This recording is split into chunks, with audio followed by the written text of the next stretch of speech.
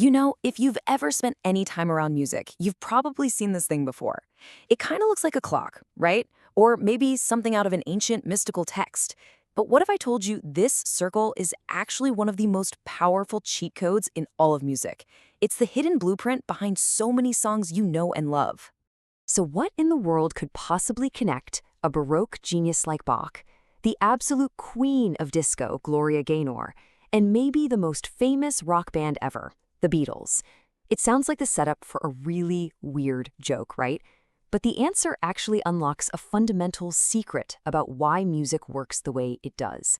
Yup, that circle. All of them used it. It's not just some dusty old music theory.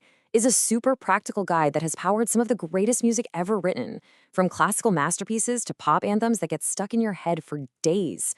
It is, for real, the ultimate musical cheat sheet. Okay, so let's break it down. What is this thing really?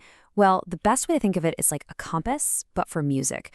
It's a map that shows us why certain notes and chords just feel right together, why they sound so satisfying and logical to our ears. At its core, the idea is actually pretty simple.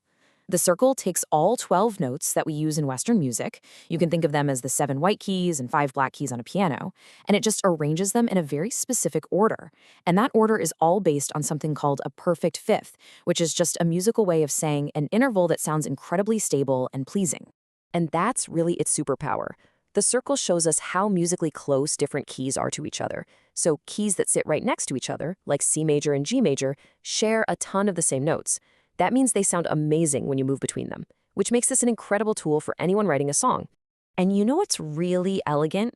This whole thing, which looks kinda complicated, is built on just one single repeating idea. So let's build it from the ground up. Okay, so that one single interval, it's called the perfect fifth.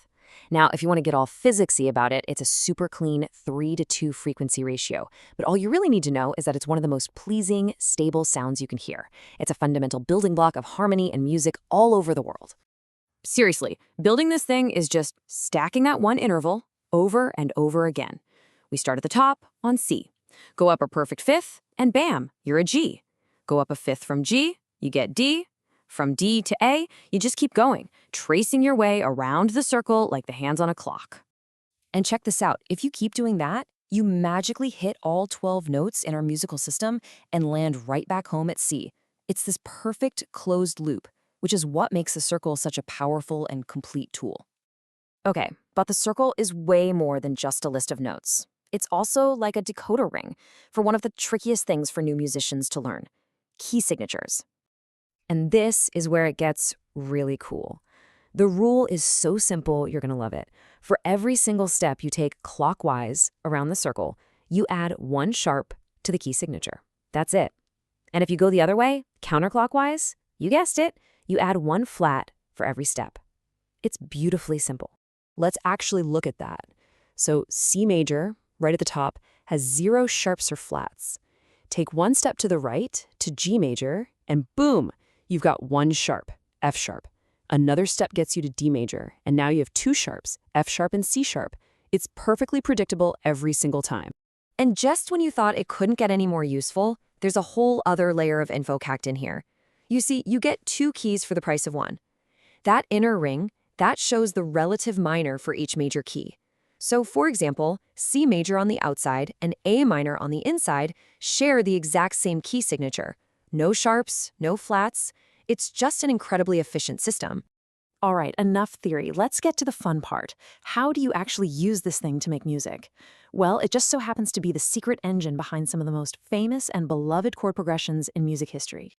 I mean, composers have been tapping into this for centuries. Music historian Richard Tarskin points out that it was guys like the Baroque composer Arcangelo Corelli, way back in the late 1600s, who were some of the first to really make these circle of fifths progressions a central part of their music.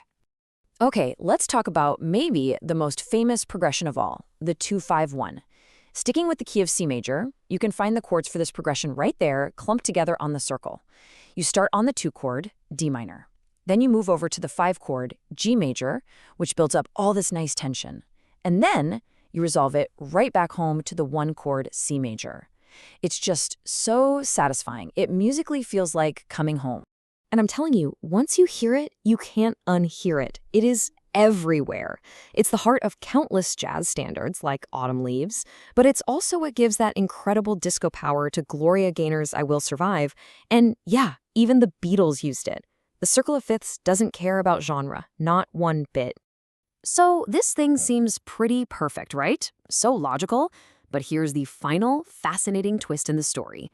It turns out the so-called perfection of the circle is all thanks to a tiny, ancient mathematical problem. Okay, you ready for this? Here's the secret. If you take a perfectly tuned fifth based on pure physics and you stack 12 of them one after another, you don't actually land back on the same note you started with. You overshoot it, just a little. So in its natural state, it's not a circle at all. It's a spiral. And that tiny little overshoot? It has a name. It's called the Pythagorean comma. Now, it's a super small interval, but for centuries, it caused a massive headache for musicians. It meant that in any given key, one of those fifths would sound just awful, like painfully out of tune. They even called it the wolf fifth because of how it howled. So, how did we solve it? Well, basically, we cheated. The tuning system that pretty much all modern music uses is called 12-tone equal temperament. And what it does is it squishes every single one of those 12 fifths by a tiny microscopic amount. By making each one just a little bit imperfect, it forces that spiral to close, giving us the perfect circle we know and love today. We traded mathematical purity for musical practicality, a compromise that's the foundation of almost all the music we listen to. So the next time you're listening to a song, doesn't matter if it's Bach or the Beatles, and a chord change just hits you perfectly, making you think, wow, that sounds right. Just remember what you're actually hearing. It's the sound of this elegant, powerful, and, yeah, slightly imperfect circle. It's music's secret code, hiding a beautiful mathematical compromise right there in plain sight for all of us to hear.